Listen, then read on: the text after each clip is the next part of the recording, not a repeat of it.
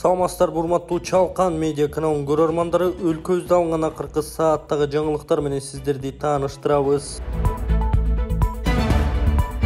Садыр Жапаров мамлекеттик циркти оңдоо иштери башталат. Абубакир Изыбаев атындагы мамлекеттик циркти оңдоо иштери жакынкы убакта башталат. Бул тууралуу президент Садыр Жапаров 7-июлда цирктин имаратынын абалын көрүүгө барганда билдиргени маалымат кызматы кабарлады.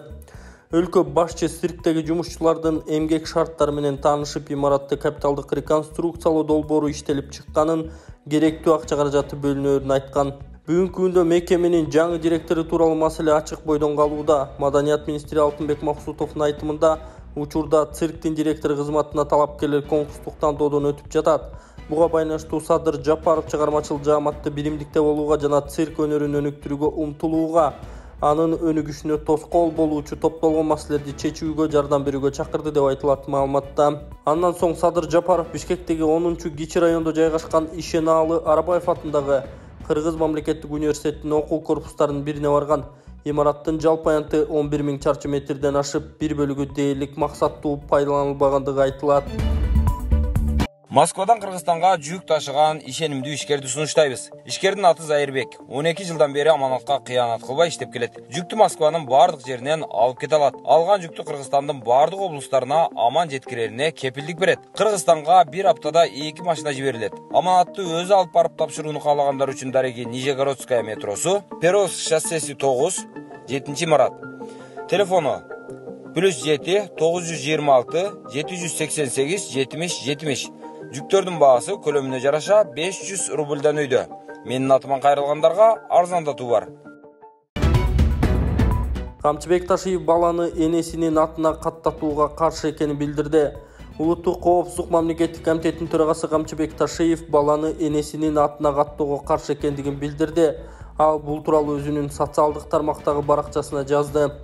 Мачествого жол жок, аны ким кабыл алган болсо өзү жокко чыгарсын. Бул менин жарандык позициям, деди Камчыбек Ташиев. Буга чейин Кыргызстанда бул маселенин айланасындагы ызы чуу чыккан. 2-июлда кыргызстандык активист Алтын Капалова Конституциялык сот балдар 16 жашка чыккандан кийин паспортуна атасынын ысымынын ордуна энесинин атын жаздырууга укуктуу деген чечим чыгарганын билдирген. Бул маселе боюнча ал көптөн бери соттошуп келе жаткан активисттин арызын жогорку сот үстүбүздөгү жылдын февралында кароо үчүн кабыл алган. Эми жашы жеткен бардык балдар апасынын атына катталса болот. Менин 16 жаштагы уулум Капалов Данияр Алтыновичти куттуктайм. Ал жакында паспорт алып атасынын ысымынын ордуна менин атымды жаздыра алат, деп кабарлаган Капалова. Ошол эле учурда социалдык тармакта балага энесинин атын берүүнү туура көрбөй сын пикирлерин жазгандар арбын болууда. Бул улуттук каада салттарга каршы келерин билдирип жатышат. Ошондой эле мамлекеттик катчы Сүйүнбек Касманбетов менен муфтият да баланы энесинин атына каттоого каршы экендигин билдирген. Чаткалда 38 жаштагы киши бир нече ирет ок жеп ооруканага түштү. Чаткалда 30 жаштагы киши ЖС аттуу 38 жаштагы адамды бир нече ирет атып жиберген. Бул тууралуу Жалал Абад облустук милициясынан билдиришти. Маалыматка караганда окуя 7-июль күнү саат 14:30 чамасында болгон. Жаракат алган ЖС Чаткал райондук ооруканасына жаткырылган. Милиция жерине барганда бир даана ок жана гильзалар табылган. Мындан сырткары СЖ аттуу жаран шектүү куралын өз ыктыяры менен ыкчам тергөө тобуна өткөрүп берген. Факт боюнча кылмыш жаза кодексинин 37-122 беренесинин негизинде кылмыш иши козголуп, 30 жаштагы жаран убактылуу кармоочу жайга киргизилди. Учурда тергөө амалдары жүрүүдө. Алып баруучу Назира Айтбекова мачество дегенди жоготкун келеби, аялды кортутпа. Феминизм мачество дегенди жоготкуңар келеби, аялды кортутпа. Эркек аялды кордогонду кой, аялды аял кордогон заманда жашайбыз азыр. Мындай пикирин алып баруучу Назира Айтбекова соц тармактагы баракчасына жарыялады. Аялдын укугу тебеленип, аял бактысыз болуп, аял төпөшчүп, аял ыйлап, аял 5 баласы менен 10 баласы менен көчөдө жалгыз калганда, арабаны тарта албай кыйналып, жалгыз бой сүйрөп атканда, эч кимден жардам келбесе, мына ошондой коомдо жанагы силер айтып аткан мачество менен феминизм чыгат.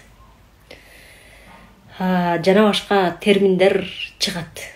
Анан эле ошол терминдер чыкканда анан Булар батышчылдар дейсиңер, булар бузукулар дейсиңер, булар энпошниктер дейсиңер, булар лесбиянкалар дейсиңер, ЛГБТны колдоп аткандар дейсиңер, кыргызды бузуп аткандар дейсиңер. Кыргызды бузгуң келбей атса, анда аялың кор тутпа. Жибекти тута албаган не дейт, жун кылат дейт. Кара кызды ак кылган бул багы да. Ошон үчүн биз аябай бактылуу болгондо эркектер тарабынан. Эркектерге болгон ызырынуу жок болот, жана феминизм жок болот, жанагы мачестволор жок болот. Балдарыбыз багылып атканда биз жыргап назик болобуз да. Айла жок, бирок айлабуу күчтүү болгонго туура келип атат. Мен күчтүү аял болгум келбей эле, мен бактылуу аял болгум. Адамдардын организми ысык суук болуп бөлүнөт. Эгерде суук ашынып кетсе, адамдар эмне кылат?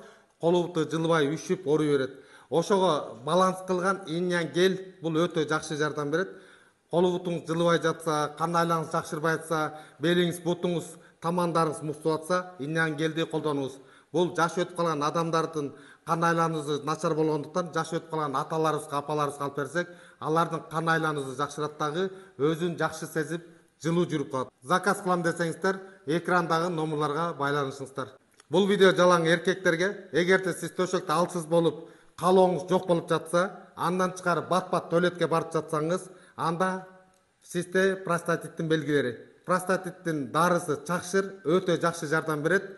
Андан тышкары дагы айымдардын бат-бат туалетке барып цистит болуп ооруп аткандарына дагы жакшы жардам берет. Бул чөптөрдөн жасалган жана эркектердин да аялдардын дагы простатитин көтөрөт. Эгер заказ кылам десеңиздер, экранда номерларга байланышыңыздар.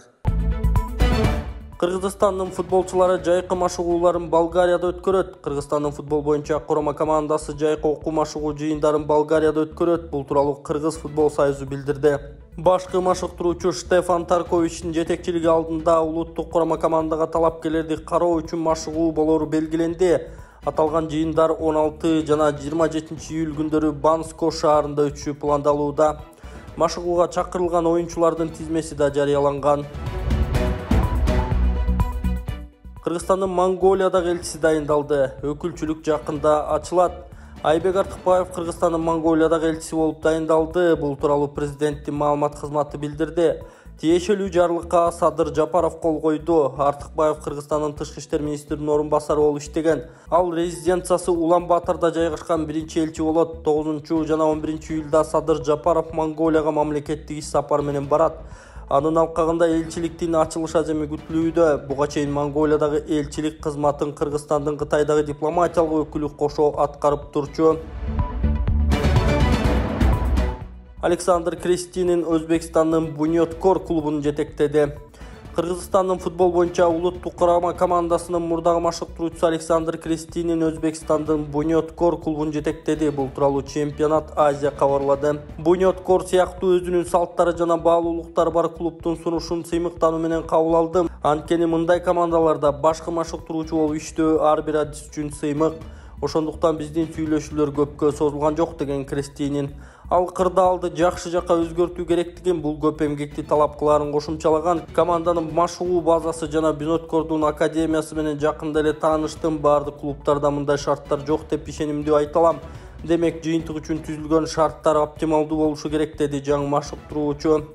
Буньоткор командасы азыр Өзбекстандын чемпионатында 8-орунду ээлейт. Бардыгы 14 клуб бар. Александр Крестинин 9 жыл Кыргызстандын курама командасынын башкы машыктыруучусу болгон. Анын жетекчилиги астында команда дүйнөнүн эң мыкты 100 командасынын катарына кирип, 2019-жылы биринчи жолу Азия кубогуна катышып жолдомо алган.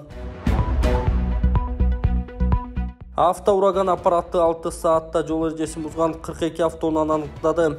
Бишкек Нарын Торгарт жолуна коюлган автоураган стационардык программалык аппараттык комплекси 6 саатта эреже бузган 42 машинаны аныктады. Бул тууралуу жол коопсуздук кыймылын камсыздаган кызматкерлер билдирди. Маалыматка караганда 42 автоунаа айып короого киргизилген. Аппарат төмөнкүдөй бузулган эрежелерди аныктаган. Издөөдө жүргөн унааларды, айыптарды өз убагында төлөбөй жүргөндөрдү, каттоосу токтотулган унааларды, ылдамдыкты жогорулатуу жана башка эреже бузгандар, Кошумчалай кетсек, ушундай эле аппарат 25-июндан тарта Чүй облусунун Жайыл районундагы Сосновка постунда 2-июлдан баштап Чолпон атада ишке киргизилген. Жапаровдун улуттук инвестициялык долбоорлор жөнүндөгү жарлыгы кандай иштейт? Садыр Жапаровдун улуттук стратегиялык инвестициялык долбоорлор жөнүндөгү жарлыгы экономикалык өсүштү тездетүүгө багытталган. Бул тууралуу экономика жана коммерция министринин орун басары Айнура Үсөнбекова билдирди. Ал Спутник Кыргызстан агенттигинин маалымат борборунда өткөн брифингке катышкан. Анда президент тийиштүү жарлыкка үстүбүздөгү жылдын жаз айларында кол койгон. Ага ылайык стратегиялык инвестициялык долбоорлор мамлекеттик органдар тарабынан ар тараптуу колдоого алынат. Бул тууралуу кененирээк Айнура Үсөнбекова билдирген. Акылбек Жапаров Газпромдун директору Алексей Миллер менен жолукту. Министрлер кабинетинин төрагасы Акылбек Жапаров Санкт-Петербург шаарына болгон жумушчу сапарынын алкагында Газпром ишканасынын директору Алексей Миллер менен жолукту. Бул туурасында өкмөттүн маалымат кызматы билдирди. Анын алкагында газ менен жабдуу тармагында Кыргызстан менен Россиянын ортосундагы эки тараптуу кызматташтык маселелери талкууланган. Жапаров эки өлкөнүн ар тараптуу кызматташтыгы тереңдеп, туруктуу өнүгүү жолунда бара жатканын белгилеген. Өз кезегинде Миллер Кыргызстан Газпромдун ишенимдүү өнөктөшү болуп саналаарын айткан. Биздин энергетика жаатында жана газ боюнча кызматташууда мамилелерибиз аябай бекем. Мындай кызматташтыкты өнүктүрүүнүн чоң потенциалы бар экенине көзүбүз жетип турат, деди Миллер. Ошондой эле тараптар Кыргызстанда компания тарабынан социалдык маанилүү долбоорлорду ишке ашыруу боюнча күн тартибиндеги маселелерди карашканы айтылды. Кыргызстандык жөөгүлүктөр Азия чемпионатына катышат. Кыргызстандык жөөгүлүктөр Таиландда өтө турган жеңил атлетика боюнча Азия чемпионатына катышат. Бул тууралуу Дене тарбия жана спорт департаментинен билдиришти. Мелдеш 12 жана 16 июль күндөрү Бангкок шаарында өтөт. Кыргызстандан бул жарышка 4 спортчу катышат. Курма команданын тизмеси: Нурсултан Кеңешбеков, Мусулман Жоломанов, Тимур Исаков, Сабина Батаджиева. Курма команда улук машыктыруучу Татьяна Ефимененко жана машыктыруучу Сатыбек Чокаевдин жетекчилиги алдында мелдешке катышат. Бишкектин мэри шаардын негизги көйгөйлөрүн атап тапшырмаларды берди. Бишкек шаарынын мэри Эмилбек Абдыкадыров райондордун акимдери шаардык кызматтардын жана муниципалитеттин борбордук аппаратынын өкүлдөрү менен кезексиз жыйын өткөрдү. Бул тууралуу мэриянын маалымат кызматы билдирди. Кала башчысы вице-мэрлер менен структуралык бөлүмдөргө протоколдук тапшырмаларды берди. Алар Бишкектин башкы планын түзүү боюнча сунуштарды берүү, Борбор калаанын кышкы даярдоосу, Борбор калааны кышка даярдоо, жер участоктарын мыйзамдаштыруу, шаарды сапаттуу көмүр менен камсыз кылуу, конуштарды, социалдык объектилерди газдаштыруу, жолдорду жана тротуарларды куруу, борбордук жана негизги эмес көчөлөрдү автотыгындан бошотуу, автобазаны газ менен жүргөн жаңы автобустардын келишине даярдоо, таштандыны кайра иштетүүчү завод куруу, таштандыны заманбап жолдор менен тазалоо. Абдыкадыров өзүнүн орун басарлары менен муниципалдык кызматтардын жетекчилерине бардык маселелер боюнча иш-чаралардын планын түзүүнү тапшырган.